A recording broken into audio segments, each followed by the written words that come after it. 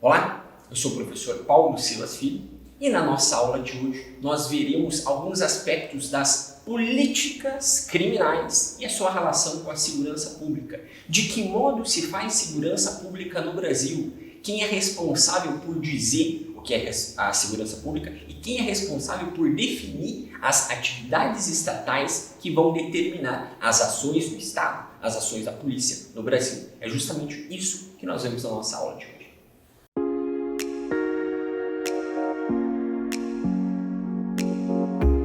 Olá, professor Paulo Silas Filho, quem vos acompanha nessa aula que aborda a segurança pública na política criminal brasileira. Temática, portanto, dessa nossa aula de hoje, que aborda aí, que acaba abarcando dois temas amplos que muito se relacionam. Não são a mesma coisa, são questões distintas, mas que ao mesmo tempo estão intimamente ligadas. Há um liame forte que une a noção, a ideia de segurança pública com a de política criminal. Razão pela qual a proposta nossa aqui de leitura, de abordagem nessa nossa aula é justamente a de fazer essa ligação, de mostrar de que modo a coisa se faz presente, e dizendo além, no Brasil, em sentido, em solo brasileiro, em território nacional. Como que segurança pública, como que política criminal se faz no Brasil? Não que a nossa proposta seja aqui, a minha para com vocês, a gente fazer um levantamento de como as medidas são tomadas, as decisões são procedidas. Não. É muito mais uma abordagem de campo, é uma abordagem não de campo, assim, de base, de chão, a partir do qual as medidas são adotadas. Como se fossem os guias, uma forma estruturada de pensamento, uma espécie de paradigma a partir do qual medidas são adotadas. Um referencial de base. Se eu tenho um pensamento X, eu costumo agir em conformidade com esse meu pensamento X. Levando isso a nível Estado, a gente pode pensar que se o Estado é tendente a agir em um determinado sentido por conta de um determinado segmento, por conta de uma bancada política, por conta de se tratar da maioria de uma determinada população, é tendência que medidas que vão dizer respeito de política criminal vinculadas à segurança pública se façam presente conforme intencionam esses membros pertencentes a uma mesma forma de pensar. Então, segurança pública, tema amplo que diz respeito à segurança de todos. Já a política criminal, a gente vai ver que são justamente as próprias medidas em si adotadas. O que se fazer, o que se faz, como se deve fazer em nível de segurança pública para que a questão da intentada segurança seja procedida. O que se busca com segurança pública? Paz, tranquilidade. Eu, enquanto cidadão comum, eu quero ter a segurança de que eu vou acordar pela manhã, de que eu vou tomar o meu ônibus, ou de que eu vou pegar o meu carro, ou de que eu vou pegar o metrô, me dirigir até o local de serviço, vou prestar o meu serviço e que ao final do dia eu vou retornar para casa e quando eu chegar em casa, eu não vou ter a surpresa negativa de ver a porta da minha casa arrebentada e quando eu entro faltando a televisão, o videogame e alguns aparelhos pelo fato de que alguém entrou. Ou seja, a preocupação de segurança pública está com isso também, com patrimônio. Eu quero a segurança de poder sair na rua sem ter medo de quem está cruzando o meu caminho. De eu ficar com receio de ter que ficar olhando para trás.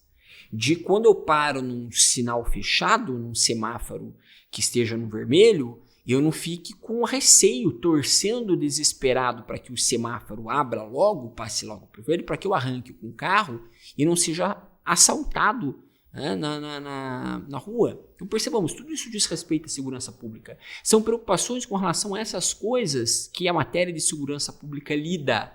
E as medidas de política criminal se prestam a resolver esse tipo de situação. Diminuir o índice de criminalidade, como lidar com aquelas pessoas que praticaram crimes, como resolver um determinado crime que tem muito mais incidência em determinada localidade, ou por que aquela determinada faixa etária, geralmente é quem compõe o sistema carcerário, tem que se adotar uma alvejamos. Isso tudo é uma discussão que paira e também que ao mesmo tempo funda a segurança pública e a política criminal. Isso se faz presente no Brasil, é claro. É claro. Tem-se as medidas, além dos órgãos de segurança pública, das agências estatais que exercem controle social, a gente precisa saber também como isso é feito, com base em que isso é feito. E alguns paradigmas, alguns modelos de pensamento, de se pensar a segurança pública, vão repercutir diretamente na tomada de decisão para com relação às medidas que vão repercutir no melhoramento, no aprimoramento ou na garantia da segurança pública, garantindo a todos nós poder não viver com medo, trancados dentro de casa, enchendo nossas casas com sistemas de segurança privada, considerando a desconfiança e o medo contemporâneo com relação à criminalidade que nos ronda. No que diz respeito aqui, portanto, à política criminal brasileira, o que a gente pretende analisar nessa nossa aula de hoje? Como vem se dando a condução e a evolução da noção de política criminal. A partir daquilo que a gente vai pautar em política criminal, isso tem uma repercussão direta na segurança pública. A gente consegue ver isso, a gente consegue sentir isso. Quando eu tenho, por exemplo, uma lei que diz que agora determinada conduta é crime. Agora fazer tal coisa é crime. Isso me passa uma sensação de segurança, será? Poxa, agora se tal crime, agora finalmente estão fazendo uma coisa. Será que isso passa? Por mais que isso me passe uma sensação de segurança, será que essa segurança é concreta ou é uma falsa sensação? Basta ter a lei? Eu não preciso, além da lei, ter outra medida para garantir a aplicabilidade dessa lei? Ou melhor ainda, para garantir que as pessoas não cometam o que a lei proíbe? Isso tudo diz respeito à política criminal, aquilo que é adotado. Como que a gente pensa a segurança? Eu tenho que combater fogo com fogo? Ou eu tenho que buscar apagar o fogo? Ou melhor, ou eu tenho que buscar fazer com que o fogo que a brasa não se transforme em chamas para não queimar? Isso vai orientar as medidas de política criminal. A gente vê, portanto, um andamento disso, uma evolução disso, e por evolução, paradigmas, modelos de pensar a ideia de segurança para ver de que modo isso repercute hoje no Brasil. Será que as medidas que hoje temos no Brasil atualmente, nos últimos anos, principalmente ali pós-Constituição de 88, será que são medidas suficientes?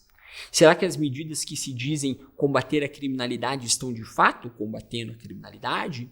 Ou é lei para que vejamos que existe lei e tenhamos essa sensação de segurança? É necessária análise naquilo que pauta a política criminal de um país qualquer que o seja, para que a segurança pública seja sentida. Talvez a gente analise isso quando a gente tem contato, analise isso assim de uma forma, por mais que ainda no senso comum, mas pelo menos a gente vê quando sai aqueles rankings de segurança, geralmente rankings do país mais seguro ou ranking dos países mais violentos, que geralmente isso é calculado pela taxa de homicídio pela população, tantos homicídios a cada 100 mil habitantes. Então, pelo levantamento de homicídios que é feito, ou seja, mortes infligidas, mortes matadas, lembrando aqui que em Cas Borba, não morte morrida, mas a morte matada. Então, naquelas mortes que são causadas nos homicídios, a cada número X de habitantes, geralmente na casa de 100 mil, que se calcula aí o nível de violência nas cidades, em que se calcula o nível de violência nos países. Será que aqueles países que contam com um índice menor de violência é porque é adotada uma política criminal mais enérgica? Ou será que há fatores outros, sociológicos, sociais, de outra ordem, que não da própria segurança em si, de modo que a segurança pública acaba sendo muito mais uma consequência em razão de medidas estatais outras que são praticadas, né? Tudo isso entra na discussão. Esse debate é necessário para que se possa pensar de fato em política criminal séria e comprometida com uma melhoria, com aperfeiçoamento, em promover de fato segurança a todos, que é um direito de todo e qualquer brasileiro, né? Então vamos lá, por segurança pública que a gente já tem essa ideia geral, né, que a gente pensa no policiamento, no combate ao crime, mas política criminal é o quê? O que eu vou falar com política criminal? O que isso significa? O que isso me diz? Ou melhor, o que é que isso nos diz? A política criminal é uma área. É uma área de estudo. Ela tem objeto de estudo próprio. Ela vai analisar as medidas que o Estado pratica, atua, que contribuem, ou que podem vir a contribuir, para com relação ao combate à criminalidade. Seja numa diminuição da criminalidade, seja até mesmo evitando a criminalidade. Então percebamos, segurança pública diz respeito já às ações sendo tomadas. A política criminal vai orientar as ações da segurança pública. É algo prévio. Política criminal é o pensar o crime, é o pensar a segurança pública, é o pensar a forma com a qual o Estado tem que lidar com isso. E como eu penso isso? Eu preciso analisar a situação. Eu preciso me perguntar o porquê que tal cidade está tendo um índice alto de violência. É porque a cidade é muito grande, geralmente cidades quanto mais maiores são, surge maior criminalidade mais violenta. Se é assim, por que isso acontece? Só porque é grande ou será porque alguns bairros que falta a presença do Estado lá presente que contribui para o surgimento da criminalidade? São todas questões que precisam ser questionadas. E que quando a gente vai estudar a política criminal, é o que a gente debate, é o que a gente estuda. Aí quando eu falo assim, tem que aumentar a pena de tal crime. Isso é uma medida possível na ordem de política criminal. Então foi analisado, tal crime, se tivesse uma pena mais severa, talvez diminuiria o índice de crimes. Então, portanto, vamos aumentar. É uma forma de se pensar a política criminal. Já adianto aqui, errada, equivocada. Equivocada. A criminologia é uma outra área de estudo, evidencia que aumentar, tornar uma pena mais excessiva, não contribui para diminuir a taxa de crimes. Isso é balela, tá? Isso vende-se numa perspectiva eleitoreira. Isso não tem uma repercussão de ordem prática, tá? Mas não deixa de ser uma medida possível em ordem de política criminal, tá? Então, a política criminal ela se faz justamente no meio desse conjunto de ações, no conjunto das decisões estatais que definem de forma concreta quais vão ser as condutas que vão ser próprias de direito penal. Pela política criminal, eu também digo assim, tal conduta necessita de uma proteção penal. E quando a gente fala em proteção penal, nós estamos falando em tornar uma conduta como crime. Já ouviram falar alguém, às vezes, uma conversa de bar, ou na família, no almoço de domingo, falar, se tal coisa fosse crime, resolveria o problema. Pergunto-vos, será que resolveria o problema? Repito, isso não deixa de ser uma medida de política criminal. Vamos tornar tal conduta crime. E a gente vai, já que a ideia nossa é analisar como isso se dá um pouco aqui no Brasil, a partir desses paradigmas, a gente vai ver que isso tem uma repercussão sim, e é reiteradamente e costumeiramente adotado no Brasil uma política tal como essa, de apontar diversos diversas condutas tidas como graves a serem tratadas pelo direito penal. Ainda no âmbito dessas noções que estamos aqui estabelecendo sobre política criminal, a gente pode falar que a política criminal ela vai definir aquelas ações, aqueles comportamentos que não são queridos, que não são desejados, portanto, sendo dignos da tutela penal. O que significa ser digno da tutela penal? Percebamos, na ordem jurídica em geral, a gente tem vários ramos do direito. Existem vários ramos do direito. Tem o direito administrativo, tem o direito civil, tem o direito de família e tem o direito penal. O direito penal vai lidar com o quê? Com os crimes. E a política criminal vai estabelecer o que é crime no sentido jurídico. E qual que é o sentido jurídico de crime? Ora, o sentido jurídico de crime é toda conduta que é proibida, que conta ao mesmo tempo com uma sanção respectiva. A saber, algo é proibido de se fazer. Se eu fazer esse algo proibido, eu estou transgredindo a lei, eu estou desrespeitando a lei e eu vou receber a consequência que a própria lei reconhece.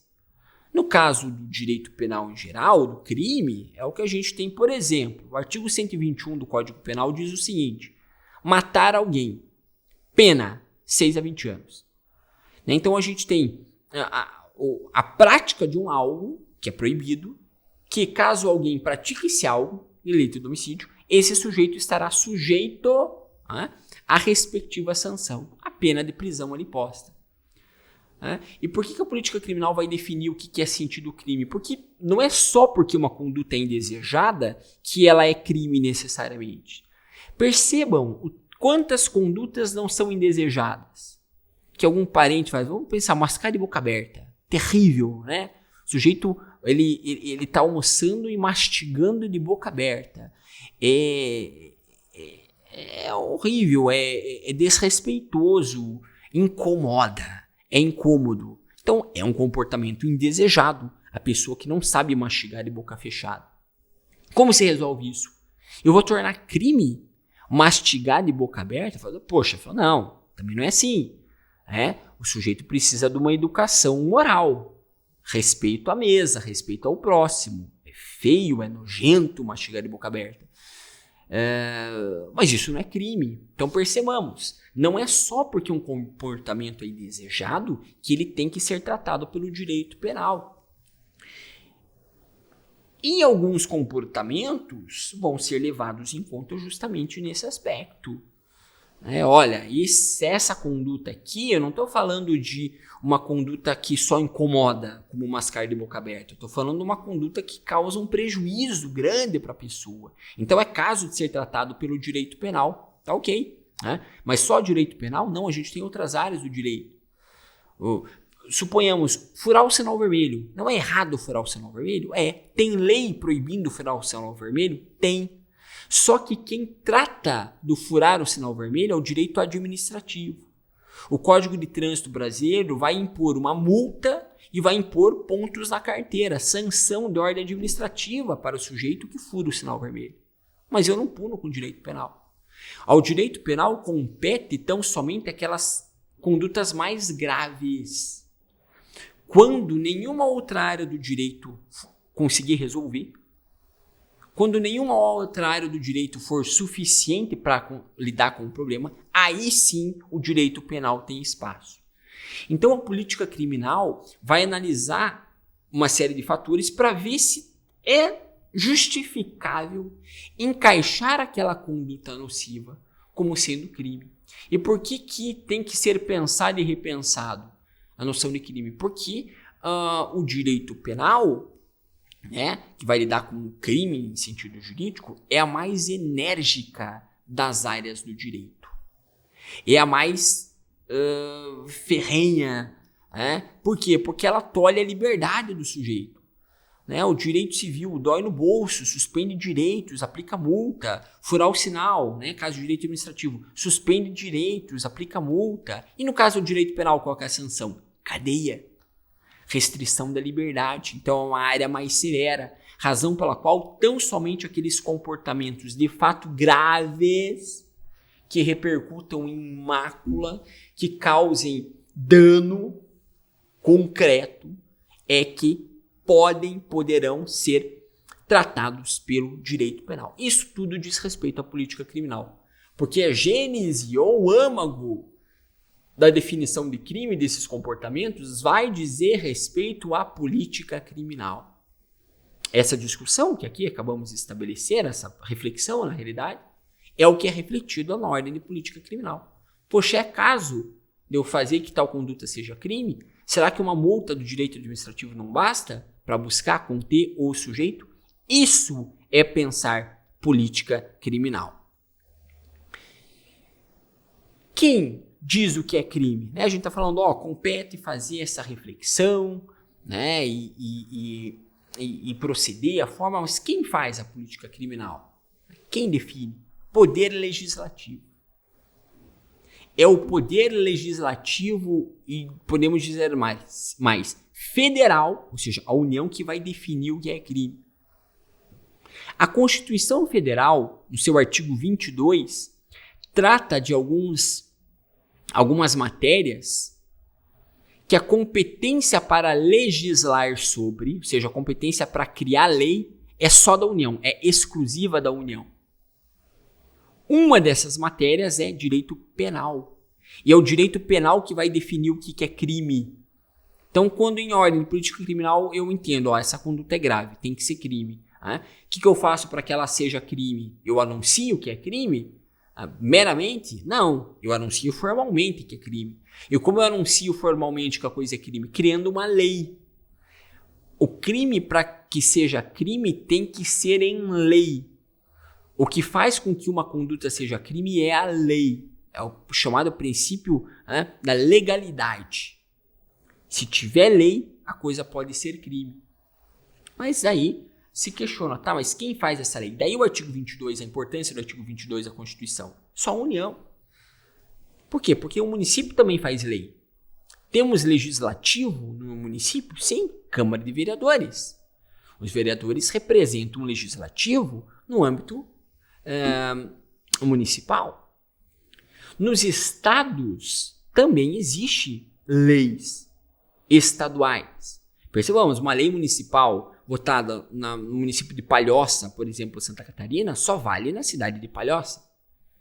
Agora, a lei estadual do estado do Rio de Janeiro vale para todas as cidades do Rio de Janeiro, mas só lá. Só lá. E a competência é da Assembleia Legislativa, que é feita pelos deputados estaduais. Só que nem em nível municipal, nem em nível estadual, pode-se criar crimes. Não existe um crime que só seja crime em uma cidade, um crime que só seja crime em um estado. Não. Por quê? Porque nem município, nem estado tem competência para definir crimes. Então, quando a gente vai falar em política criminal, claro que cada estado tem, isso não significa dizer que os estados não têm suas próprias políticas criminais. Não, não é isso que estamos dizendo. Estamos dizendo aqui que a política criminal, na sua função de estabelecer condutas que são crimes, só é procedida pelo Poder Legislativo Federal. É quem vai definir os crimes. E o Poder Legislativo Federal é o Congresso Nacional. Quem vota lei penal é só o Congresso. Artigo 22, mais uma vez, inciso 1 da Constituição Federal, diz que a competência para legislar sobre matéria penal é do Congresso. E o Congresso é composto pela Câmara de Deputados e senadores. Então, deputados federais e senadores são os representantes políticos que vão definir em concreto o que é crime. São os deputados federais e os senadores que votam e dizem, portanto, o que é crime, porque a competência para essa disciplina, a competência para essa matéria em específico, compete ao ente legislativo federal. Ainda nesse âmbito da gente estabelecer uma boa diferenciação, conceituação bem definida e delimitada no âmbito da política criminal, a gente precisa distinguir o que é direito penal de processo penal, né? Direito penal de processo penal. Ora, a gente falou até agora aqui de segurança pública e de política criminal. E mencionamos que a política criminal vai dizer respeito ao direito penal, para criar crimes. E daí pode surgir uma dúvida, fala, tá, mas a gente tem o direito penal e a gente tem também o processo penal. Direito penal e processo penal. E aí? Diferencia? São coisas distintas? Sim, são coisas bastante distintas. Direito penal e processo penal são coisas que também possuem a relação entre si, mas que são coisas diferentes. O direito penal é a parte material do direito. É o que vai ser chamado de direito material. O direito penal vai dizer o que é crime. O direito penal vai estipular e vai determinar quais são as condições, quais são os critérios para dizer que uma determinada conduta é grave o suficiente e vai repercutir em crime. O direito penal vai trazer o rol dos crimes. O que é homicídio? O direito penal que vai dizer o que é homicídio. O que é furto e roubo e qual é a diferença entre furto e roubo? É o direito penal que vai dizer o que é furto e roubo e apontar as suas diferenças. Qualquer crime. Associação criminosa, organização criminosa, tráfico de drogas, contrabando, descaminho, extorsão. Esses crimes estão definidos, ou seja, dizendo o que são, no direito penal. Presente tanto no Código Penal como em tantas leis penais outras existentes. Agora, o processo penal é uma coisa distinta. O processo penal é o processamento, é o ato regular pelo qual uma pessoa vai responder pela prática de um crime. Então, suponhamos o sujeito que ele furte um carro. Quando ele furtou um carro, ele desrespeitou um preceito do direito penal, porque o direito penal diz que furto é crime. Então, ele violou uma regra da lei penal. E, se a gente vai falando de um furto simples, a pena hoje no direito penal é de 1 a 4 anos. Então, o sujeito ele tem que responder para pagar uma pena entre 1 a 4 anos. E aí? A polícia pega o sujeito. Eu já posso, Estado, aplicar a pena contra ele? Não. Eu preciso de um processo. Eu preciso que sejam levantados, eu preciso de indícios disso, de que de fato foi ele, de que o carro foi furtado, testemunha, vestígio, câmara de segurança. E como que eu procedimentalizo isso? Via processo penal. Então, o processo penal são as regras do jogo da acusação. Como alguém deve ser processado. Os direitos, as garantias do acusado, isso tudo diz respeito a processo penal. Em que momento pode produzir uma prova, em que momento o juiz entra no processo, como que a polícia investiga, isso diz respeito a processo penal. Percebamos, o processo penal é a operacionalização. Eu só posso aplicar a pena lá do direito penal depois de passar por um processo penal. Terminou o processo e se determinou que o acusado é ele mesmo e condeno, aí sim a sanção do direito penal é aplicada, certo? Então, feita essa distinção, feita essa diferença, percebamos que quando a gente está falando, né, de política criminal, estamos envoltos na questão geral da matéria penal, cientes dessa distinção. Criar crimes, prever condutas, direito penal. Trazer como que vai funcionar o processo, a investigação e tudo mais, processo penal, direito penal material, processo penal, a parte processual da coisa. Certo? Matéria penal diz respeito à política criminal, portanto. Cientes dessas noções gerais aí de política criminal, a gente entra no contexto que vai repercutir nas medidas propriamente ditas de política criminal. E o que deve ser levado em conta é essa sensação de insegurança que nós vivemos. Poxa, eu quero a tranquilidade de poder sair de casa sem ter medo de ser assaltado, da minha casa estar a mesma inteira quando eu voltar, de eu não ter medo de parar no sinaleiro. Mas o fato é que hoje isso é uma vontade, porque vive-se com medo. Vivemos com medo. A sensação de insegurança é grande. Nas grandes cidades, principalmente, mas nas grandes e nas pequenas cidades. Medo de usar o celular em público, se for num determinado horário da noite, medo de voltar a pé para casa. Vive-se uma sensação de insegurança. E como que isso vai repercutir na segurança pública e nas medidas de política criminal? Ora, porque é para conter essa segurança, percebamos, eu, Estado, prometo segurança. E eu, sociedade, não estou sentindo essa segurança, eu tenho medo. Então, eu, Estado, tenho que fazer alguma coisa. A partir desse medo vivido, eu pauto medidas de política criminal também para conter esse medo, para diminuir esse medo, para dar uma satisfação para a sociedade. Isso faz todo um sentido. Mas aí tem um problema. O problema é que surgem aspectos políticos e jurídicos presentes na política criminal. Jurídico tem que ter, mas eu tenho também um aspecto político ali presente. Ora, se eu, congressista, represento o povo quer uma lei mais dura. Então eu vou votar numa lei mais dura. Não necessariamente seguindo uma matriz jurídica. Não que isso necessariamente vai repercutir na diminuição da criminalidade, mas isso dá visibilidade, isso rende votos. E aí, vemos uma das faces do problema da segurança pública no Brasil. A segurança pública, a gente pode dizer que ela é pautada também em alguns paradigmas, tá?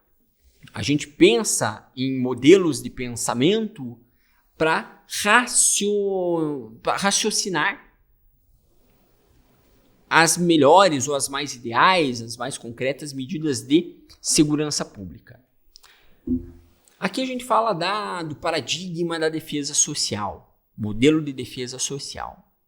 A defesa social, que vai ser chamada aí na realidade de nova defesa social, ela vai ser pautada, ela vai se embasar na noção, na ideia de ressocialização. Por quê? Porque eu prendo o indivíduo, eu posso ter uma lei enérgica, falar, não, o sujeito vai ficar 10 anos preso, 15 anos preso, 20 anos preso, mais dura que seja. Ok, o Congresso vota, o sujeito é condenado, ele paga essa pena e sai. E aí? Aí temos um problema que também diz respeito à segurança pública. Eu tenho um egresso do sistema carcerário, que ele ficou 10, 15 anos preso, agora ele sai, ele tinha família, não tem mais família, ele não tem agora emprego, ele tenta um emprego e não querem dar um emprego porque ele tem ficha criminal, e aí? Esse é um dos motivos pelos quais o nosso índice, brasileiro de reincidência, ou seja, pessoa que pagou por um crime e voltou a praticar crime, é tão alto, é tão elevado.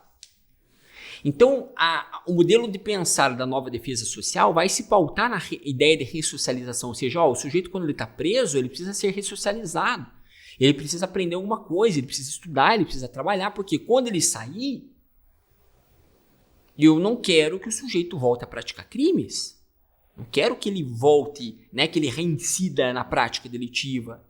Essa é a preocupação da nova defesa social. Com isso, se tem uma proteção de ordem social. A proteção é social. Buscando, inclusive, superar modelos prisionais antigos recentes até, no século XX. Da prisão à la masmorra, busca-se superar isso. E já trazendo aqui também, inclusive, para o raciocínio central da nossa aula, a gente vê que por mais que a ideia busque superar os modelos de prisão do século XX, estamos distantes dessa superação. As prisões continuam sendo insalubres, as prisões continuam parecendo-se com masmorras, as prisões continuam superlotadas. Mas estamos falando aqui no que se pauta o paradigma da defesa social. Preocupação com aquele que delinquiu e vai voltar à sociedade. Supera-se com isso, busca superar a nova defesa social, o positivismo. O positivismo é uma forma de pensar própria surge na sociologia, mas trazendo aqui para o que diz respeito à noção de política criminal, segurança pública, o positivismo criminológico. Tá? O positivismo criminológico aí protagonizado por autores como Lombroso, Enrico Ferri, Garofalo, que pensavam o crime buscando uma etiologia do crime. Né? Então teria padrão de pessoas que praticariam crime. Isso foi superado. E a nova defesa social busca superar isso.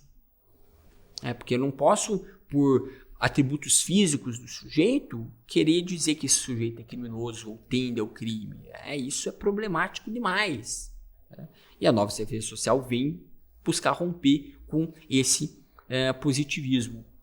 O direito penal, ele se modifica, tal qual a sociedade se modifica. Então a defesa social vem dizer justamente isso. Fala, o direito penal está aí há muito tempo, mas a sociedade muda. A gente parte de outras formas de se pensar. Né? Antigamente se matava, antigamente se guilhotinava, se fuzilava. Hoje não. Hoje a gente pensa de uma forma muito mais humanitária. O direito penal tem que acompanhar isso. Vai propor aqui paradigma da defesa social. E a prisão, a instituição prisão? E aí? Então não serve para nada? Numa linha bastante crítica, ela não serve para nada, mas ela acaba sendo um mal necessário. Ela é um mal necessário, é o que tem. Mas já que é o que tem, é um mal necessário, então que preocupemos-nos com uma melhoria do sistema. Tá? É assim que pensa esse paradigma na nova defesa social, que busca repercutir aí em questões de ordem de política criminal. Outro paradigma importante, né, desse ponto de vista de abordagem estudantil acadêmica, é o movimento Lei e Ordem.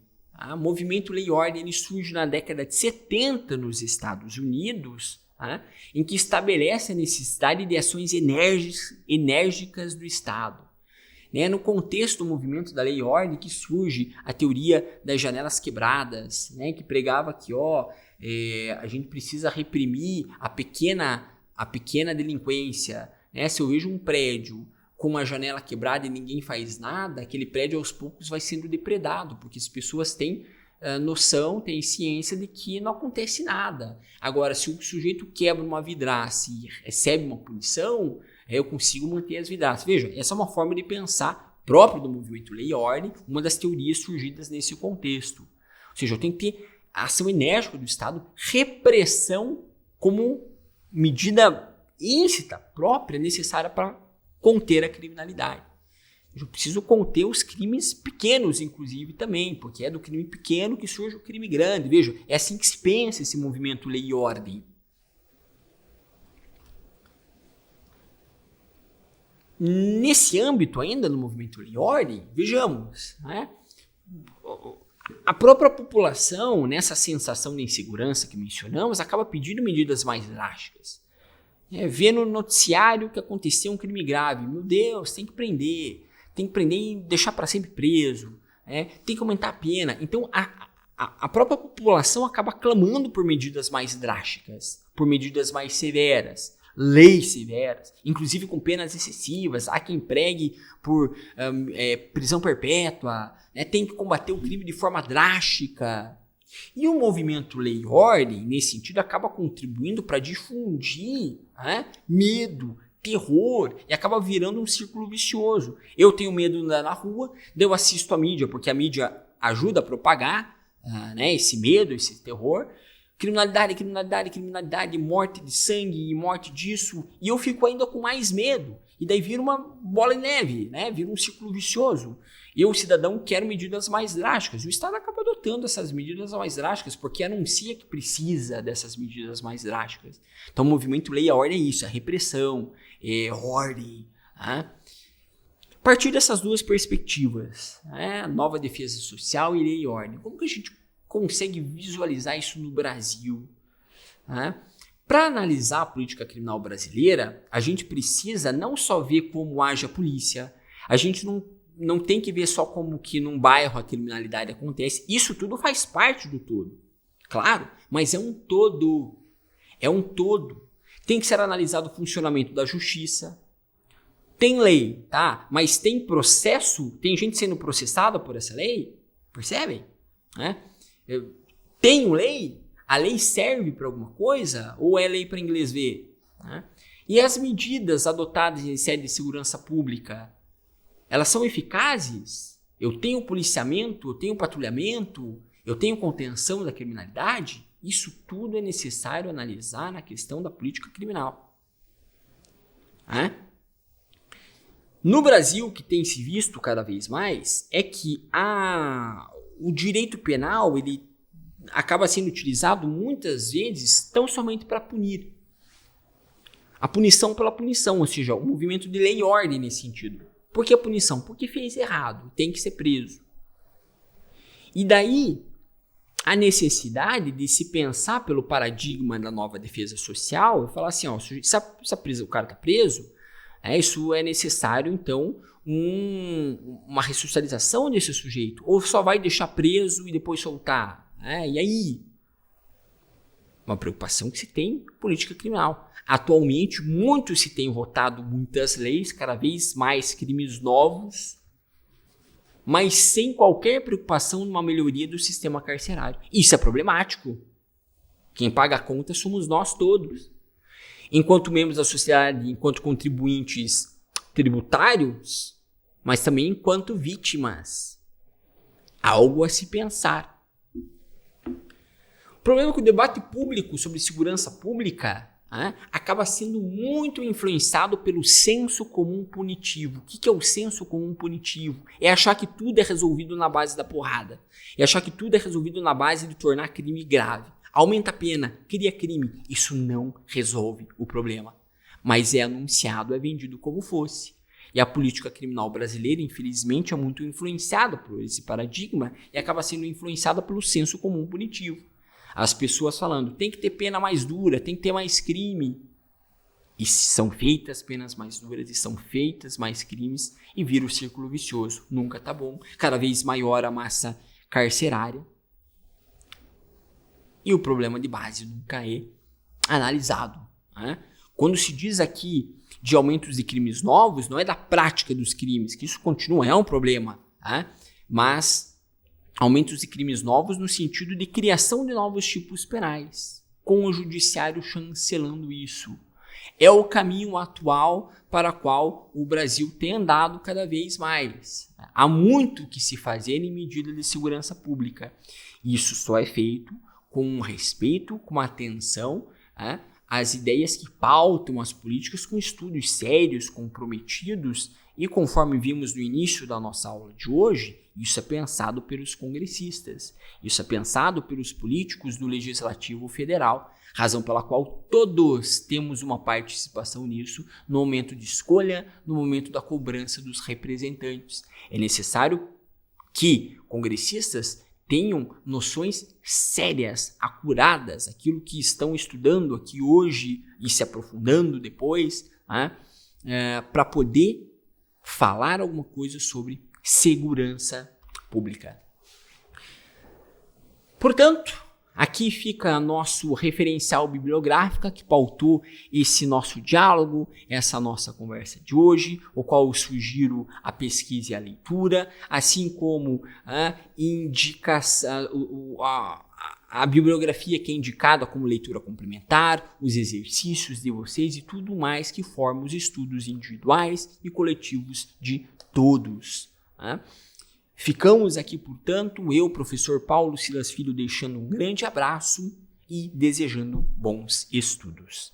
Para que seja mais aproveitado, melhor absorvido o conteúdo que hoje vimos, sugiro a leitura do texto base, que vocês confiram a aba de vocês, que tem inclusive sugestão de leituras complementares, sem prejuízo da importância dos exercícios. Façam os exercícios, porque isso vai aprimorar o estudo de vocês, isso vai potencializar a absorção daquilo que hoje aqui vimos. Bons estudos!